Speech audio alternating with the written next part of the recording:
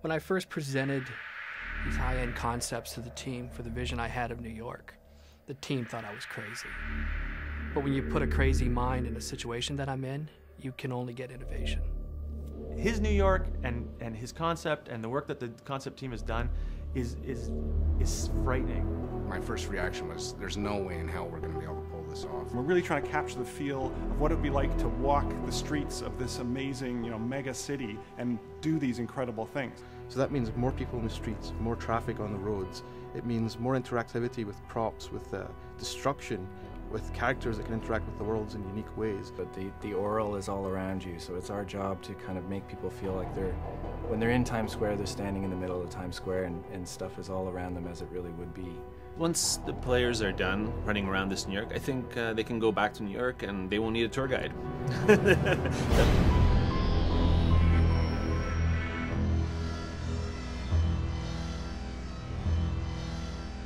Well, the New York City for our game is really, it's the backdrop, it's the grounding thing which makes everything fantastic which happens in the game plausible.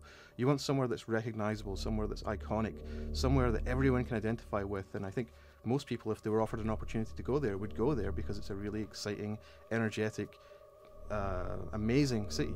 Well, a couple of things about our New York is it's probably the most densely packed city you've ever seen in terms of gameplay per square foot. There's so many fantastic events and fantastic things that the player can do in this game. We felt it was more impactful to set that against a hardcore background of reality, New York in 2008.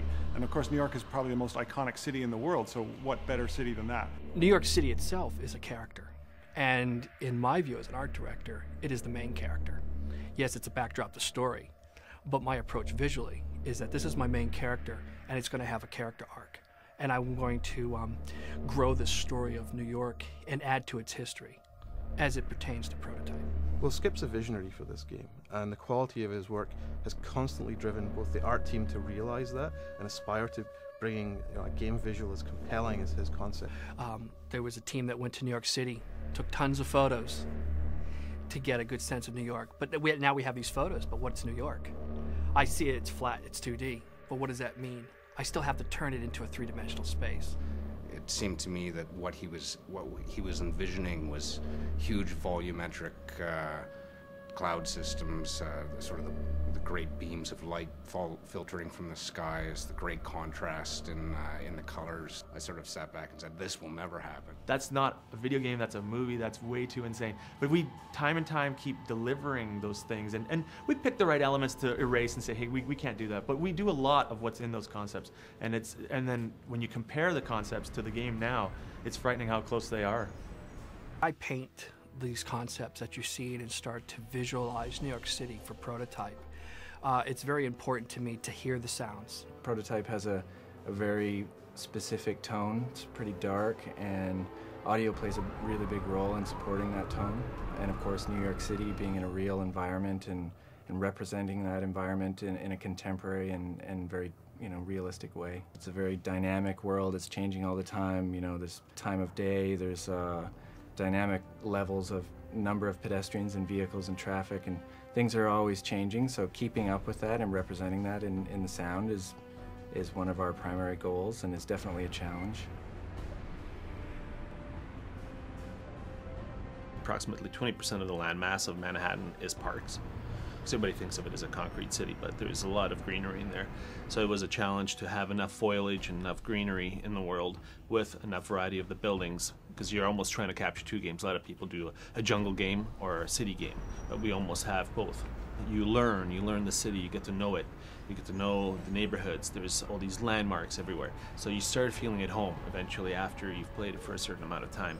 So it has that growth, like movies do. You start scared and innocent at the beginning, and then you grow very powerful at the end, knowing your neighborhood, knowing your environment, and discovering it. Right now, it blows me away. We look down what's Fifth Ave, and we just are amazed. We see the vistas, we see the buildings reaching off into the background, in the fog, reaching out of the fog into the sky. It just looks amazing. And the night stuff that we're doing is coming online very recently, and it's beautiful.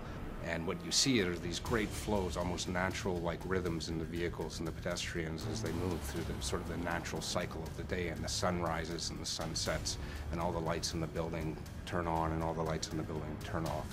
And it's this beautiful flow, and that was also a flow that we are trying to capture in this video game by having our sort of dynamic time of day.